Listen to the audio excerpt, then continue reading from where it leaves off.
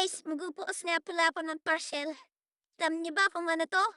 Hulaan niyo kung ano 'to, ito ay ginagamit natin araw-araw sa banyo o 'pag lumalakad tayo. Nasabog natin 'to, guys. Kailangan natin 'to lalo na mga babae. 'Di ba?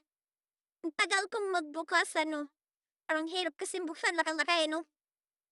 O yan, tiyaran! O nakita niyo ba kung ano yan? Siyempre kailangan natin yan. Kaya bumili kami ng marami niyan. Ubos na kasi yung amin, eh. Lakas ka na sa tissue lalo 'pag sinisipon, 'di ba? Kailangan yan. May libreng tsinelas na pambabae, oh. Siguro pang 1 taon, 2 taon yan. Eh, kaso wala naman akong apo, saan ko dadalhin yan? Eh, wala pa namang asawa yung mga anak ko, saan ko dadalhin yan? Oh, thanks for watching.